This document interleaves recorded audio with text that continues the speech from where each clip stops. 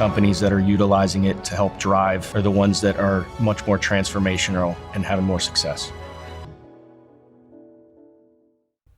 Hey, what's up YouTube? This is the second video in my Node to Pro series, and today we're going to be talking about the Power Query Editor. I'm just going to give you a brief overview of the different areas or sections within inside of the Power Query Editor, just so you have an understanding of where to navigate as we progress through this series. If you want to follow along, there's a link down below to download a PBI file, where last time we saved the steps within inside of the Power Query, which was simply just bringing in the tables. But now this gives us a chance to go back inside the Power Query Editor without those changes being applied.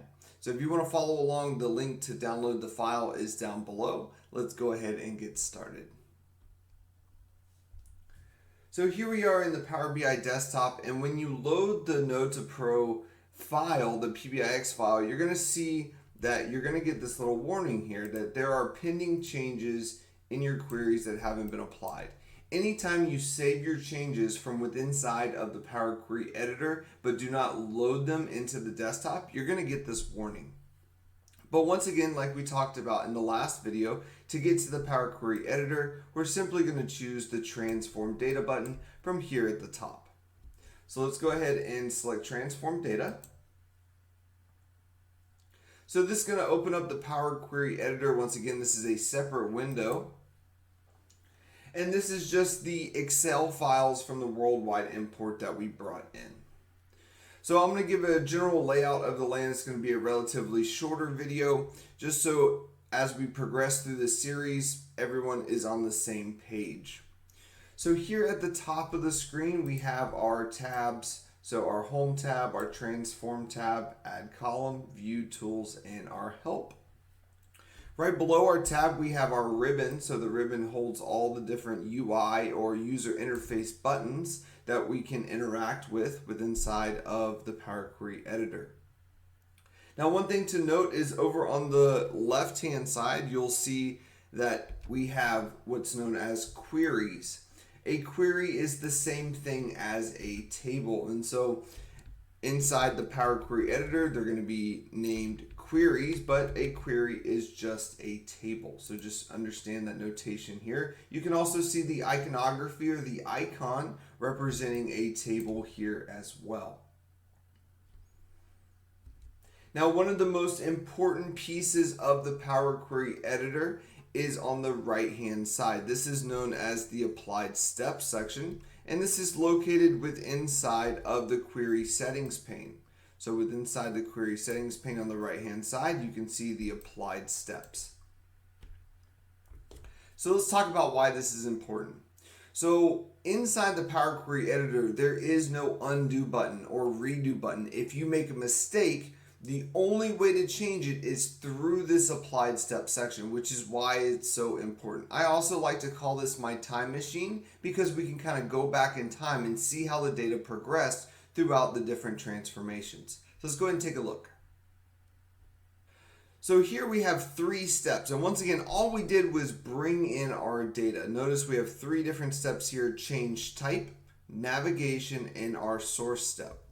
So if we go back to our source, notice this is going to give us where our data came from. So all the different dimensions here, all the different tables that we had available within inside of that Excel file. That's our source.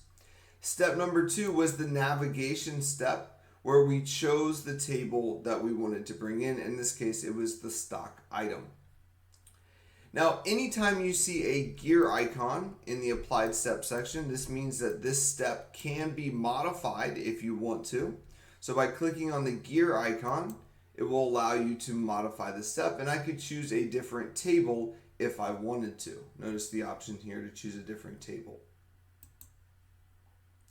The next step is the change type step. So by default, Power BI is going to, and Power Query Editor is going to try to do a lot for you. One of the things that it tries to do is data type the columns. Notice here at the top, the data type is ABC123. This is the wild, wild west of data types. So this could be a number, this could be a text, it could be anything. It is best practice to make sure that you data type your columns with the correct value. Now, notice when I go to the change type step, it is now converted this column into a text column. Now you can change this by selecting the data type here at the top of the column, and you'll have an option to change the data type if you wish to do so. So once again, the three main areas that we were going to be concerned with inside the Power Query Editor, we have our tabs here at the top so we can add columns, transform our columns, and we'll get into that in the later videos. We have our queries pane over here on the left hand side. This is going to hold all of our tables, and then we have our query settings pane over here on the right hand side. Now, one thing I want to talk about is what happens if you accidentally close the query settings pane. How do you get the applied steps back? Well, to do that, you're going to go up to the top and you're going to select your View tab, and you'll see the Query Settings UI button here on the left hand side. If you select that, that will then bring back your applied steps over on the right hand side.